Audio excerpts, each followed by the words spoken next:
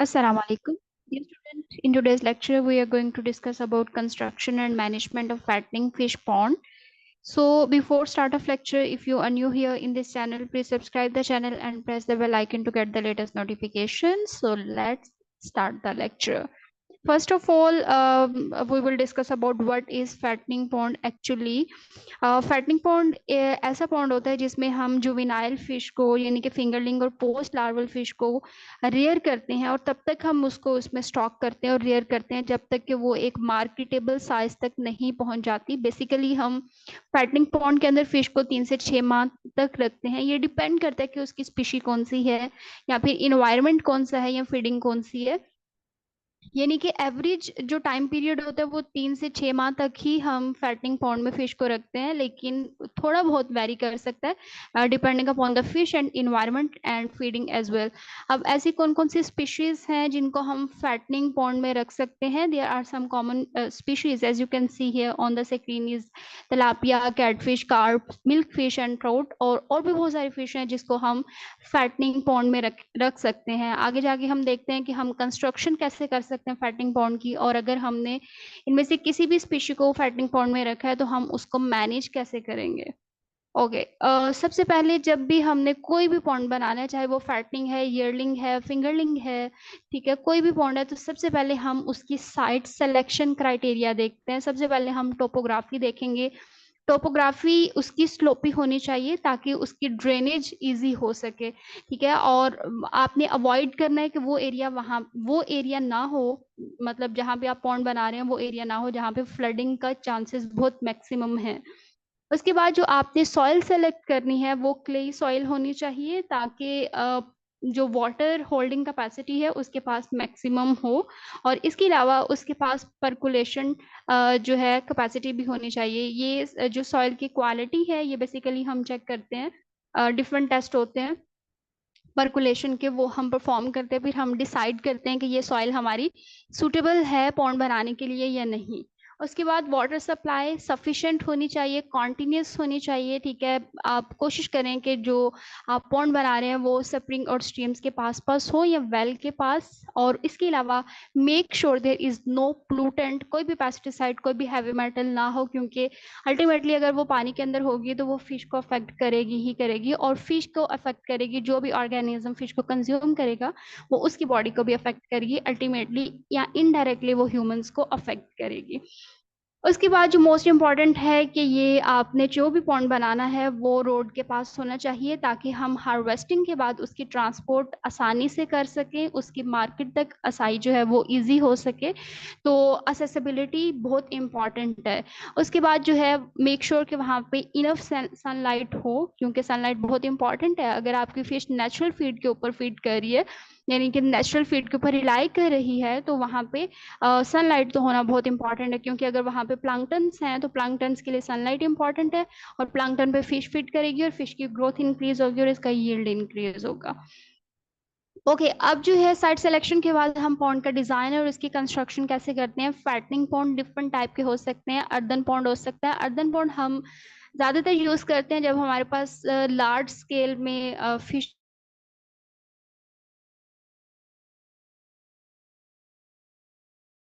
करने के लिए। लेकिन अगर आप एक छोटे स्केल पे कल्चर कर रहे हैं यानी कि आप एक अभी बिगनर हैं तो फिर आप उसको अर्दन पॉन्ड के बजाय कोई और पॉन्ड भी यूज कर सकते हैं। कंक्रीट पॉन्ड यूज होता है, टर्पोलिन पॉन्ड यूज किया जा सकता है, केज कल्चर भी यूज किया जा सकता है। अब जो पॉन्ड का साइज है और उसकी डेप्थ है टिपिकली ये लैंड के ऊपर डिपेंड करता है और प्रोडक्शन टारगेट के ऊपर डिपेंड करता है। ज्यादातर हम टिपिकली 500 से 2000 मीटर स्क्वायर यूज करते हैं का जो साइज होता है, और उसकी डेप्थ जो है वो 1.2 से 1.5 मीटर एवरेज होती है। लेकिन कैटफिश अगर आप कल्चर कर रहे हैं तो उसके लिए ये ज्यादा भी हो सकती है। ओके अब जो कंस्ट्रक्शन स्टेप्स हैं, सबसे पहले लैंड क्लियरिंग और सर्वे होना चाहिए। एंकमेंट आपने जरूर बनाने यानी कि जो डाइक्स हैं पॉन्ड्स के वो जरूर बनाने हैं। उसके बाद जो है पॉन्ड की लाइनिंग अगर ज़रूरत है तो अर्दन पॉन्ड अगर है तो कम्पैक्ट सॉइल होनी चाहिए, और इसके अलावा अगर दूसरा है तो वहाँ पे आप प्लास्टिक्स और कंक्रीट वगैरह भी इंस्टॉल कर सकते हैं।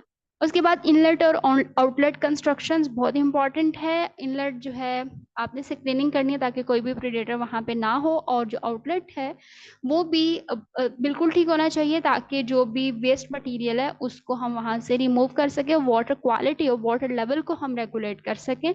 Drainage system is very very much important, the key component of construction of the pond, जो कि बहुत इंपॉर्टेंट है। ये हार्वेस्टिंग के लिए भी, फिश के पॉन्ड के ड्राइंग के लिए, दोनों के लिए ही बहुत ज़्यादा इंपॉर्टेंट है। उसके बाद पॉन्ड की फेंस है और नेटिंग भी इंपॉर्टेंट है, बट इतनी ज़्यादा इंपॉर्टेंट नहीं है जितने के दूसरे स्टेप्स इंपॉर्टेंट है। ओके, उसके बाद है कि अगर आपने पॉन्ड की प्रिपरेशन स्टॉकिंग करने से पहले होना चाहिए कि अगर कोई भी वहां पे पॉन्ड जो आपने बनाया है, जो साइट आपने सेलेक्ट की है, उसके बाद मेक श्योर करना है कि वहां पे कोई प्रीडेटर और वीड ना हो। और पॉन्ड को आपने ड्राई करना है स्टॉकिंग से 1 से 2 हफ्ता पहले, और वहां पे आपने लाइम अप्लाई करनी है क्योंकि वहां पे कोई भी बैक्टीरिया प्रेजेंट होगा तो बैक्टीरिया लाइम जो है वो एसिडिक पीएच करेगा, जिसकी वजह से वो मतलब खत्म हो जाएंगे। और हम तकरीबन 200 से 300 केजी पर हेक्टेयर इस्तेमाल करते हैं क्विक लाइम को। उसके बाद फर्टिलाइजेशन करेंगे, वो ऑर्गेनिक और इनऑर्गेनिक दोनों तरीकों से की जा सकती है पॉन्ड की। और ऑर्गेनिक जो है उसमें काउ डंग कंपोजिट यूज करते हैं 1000 से 2000 केजी पर हेक्टेयर, और इनऑर्गेनिक वो भी यूज किया जा सकता है। वाटर फिलिंग जो है वो तकरीबन हम हार्वेस्टिंग से सॉरी स्टॉकिंग से 5 से 7 दिन पहले ही करते हैं ताकि हम ये देख सकेंगे कोई लीकेज तो नहीं है वहां पे। और उसके बाद जो है हम फिश को स्टॉक करते हैं पॉन्ड के अंदर। ओके, जो पॉन्ड के अंदर फिश की स्टॉकिंग है डिपेंड करता है कि आप कौन सी फिश को रेयर करना चाहते हैं। ठीक है, उसके बाद अगर आप तलापिया को कल्चर करना चाहते हैं तो तकरीबन 2 से 4 फिश पर मीटर स्क्वायर आप यूज कर सकते हैं सेमी इंटेंसिव में, और 8 to 10 फिश पर मीटर स्क्वायर फॉर इंटेंसिव। और कैटफिश जो है उसको आप ज्यादा भी कर सकते हैं क्योंकि कैटफिश जो है वो ज्यादा रेजिस्टेंट होती है, उसके पास ज्यादा कैपेसिटी होती है, उसका इम्यून सिस्टम ज्यादा स्ट्रांग होता है कि वो हाई स्टॉकिंग डेंसिटी में भी सर्वाइव कर सकती है। लेकिन अगर आपने फिश की मतलब पहले आपकी फिश किसी रिवर में है या कहीं और है और अब आप किसी और जगह पे रख रहे हैं यानी कि पॉन्ड में रखते हैं, तो पहले आपने उसको एक्लेमेटाइज करना है ताकि वो आपकी इन्वायरमेंट के साथ जो है वो सही तरीके से एडजस्ट कर जाए। और अगर आप एक्लेमेटाइज नहीं करते और इसका इन्वायरमेंट टोटली फॉरेन से चेंज करते हैं तो वो फिश का सर्वाइवल बहुत मुश्किल हो जाता है। तो एक्लेमेटाइजेशन बहुत इंपॉर्टेंट है। ओके, अब है पॉन्ड की मैनेजमेंट। जैसे हमने पहले कंस्ट्रक्शन पढ़ी है, अब मैनेजमेंट भी बहुत ज़्यादा इंपॉर्टेंट है। और मैनेजमेंट में जो मोस्ट इंपॉर्टेंट कंपोनेंट है वो वाटर क्वालिटी पैरामीटर्स हैं, क्योंकि कोई अगर वाटर क्वालिटी पैरामीटर्स बिल्कुल ठीक हैं तो there is very less chances कि कोई भी फिश में डिजीज होगी और उसका यील्ड कम होगा। तो डीओ लेवल मिनिमम जो है वो 5 mg/लीटर होनी चाहिए, और पीएच जो है वो 6.5 से 8.5, टेम्परेचर 25 से 30 डिग्री सेंटीग्रेड होने चाहिए। अमोनिया नाइट्रेट नाइट्राइट का लेवल बहुत कम होना चाहिए, ठीक है, 0 में होना चाहिए। एरेशन वही डीओ लेवल की बात करें कि एरेशन मैक्सिमम होनी चाहिए। फीडिंग जो है वो डिपेंड करता है कि आपकी फिश कौन सी फीड लेती है, क्या वो फ्लोटिंग फीड पे फीड कर रही है या फिर वो सिंकिंग फीड खाती है या फिर वो नेचुरल फीड। तो कोई भी फीड आप फिश को दे सकते हैं। लेकिन बात जो है अगर वो छोटी फिश है तो उसको फीड ज्यादा आप देंगे, और अगर वो बड़ी फिश है तो फीड आप कम देंगे। ठीक है, 2 से 3% अब बॉडी वेट के हिसाब से हम फिश को फीड देते हैं। क्योंकि देखो अगर जो फिंगरलिंग है उसको हम फीड क्यों ज्यादा दे रहे हैं, क्योंकि एक तो उसकी ग्रोथ इंक्रीज हो रही है, दूसरा उसकी मेटाबॉलिक एक्टिविटीज भी इनहेंस हो रही हैं।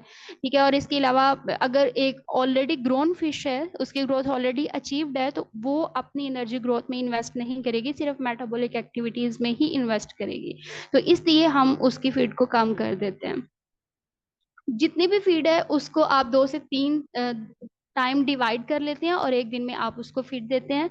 और फिर आपने मैनेजमेंट में ग्रोथ उसकी चेक करते रहना है, फीड इनटेक चेक करना है कि अगर आपने फीड अभी दी है, लेट से आपने सुबह के टाइम फीड दी है फिश को, और आपने 15 मिनट तक उसको चेक करना है कि क्या फीड आपकी पूरी कंज्यूम हुई है या नहीं, और उसकी रेशियो कितनी कंज्यूम हुई है। अगर विद इन 15 या 10 to 15 डेज फिश ने कंज्यूम नहीं की फीड, तो इसका मतलब है देयर इज समथिंग जो कि फिश को डिस्टर्ब कर रहा है और आपको चेक करने की जरूरत है। ठीक है, और ग्रोथ रेट जो है वो आफ्टर 1 मंथ आप इसको को चेक कर सकते हैं कि अगर पहले आप लेट से आपका 20 ग्राम वेट है तो 30 डेज के बाद अगर कितना इंक्रीज हुआ है, ताकि आपको पता चल सके कि आपके मैनेजमेंट में कोई प्रॉब्लम तो नहीं है, आपकी कंस्ट्रक्शन में कोई प्रॉब्लम तो नहीं है, फिश जो है अगर वो सर्वाइव करिए तो क्या उसका वेट भी इंक्रीज हो रहा है या नहीं। तो ये रिकॉर्ड कीपिंग जो है बहुत इंपॉर्टेंट है किसी भी फार्मिंग के लिए। उसके बाद at the end off season जो है अगर आपने फिश को 4 माह के लिए रखना है, 5 माह के लिए रखना है, 1 साल के लिए रखना है, उसके बाद हम हार्वेस्टिंग करते हैं। पार्शियल भी हो सकती है और टोटल हार्वेस्टिंग भी हो सकती है। डिपेंड करता है कि आप की फिश जो है उसका साइज क्या है। अगर वो मार्केट साइज तक पहुंच गई है तो आप उसकी टोटल हार्वेस्टिंग भी कर सकते हैं, और हार्वेस्टिंग के बाद जो है आप पॉन्ड को ड्रेन कर देते हैं। और पार्शियल हार्वेस्टिंग जो है, अगर आपको लगता है कि कुछ फिश जो है वो मार्केट साइज तक पहुंची है, या फिर कुछ फिश जो है वो ज्यादा स्ट्रांग है और दूसरी फिश जो है उन स्ट्रांग फिश की वजह से ज्यादा फीड कंज्यूम नहीं कर पा रही हैं और उनको आप सेपरेट करना चाहते हैं, तो उसके लिए आप पार्शियल हार्वेस्टिंग भी कर सकते हैं। लेकिन मेक श्योर कि जो भी हार्वेस्टिंग है वो प्रॉपर हैंडलिंग के जरिए होनी चाहिए।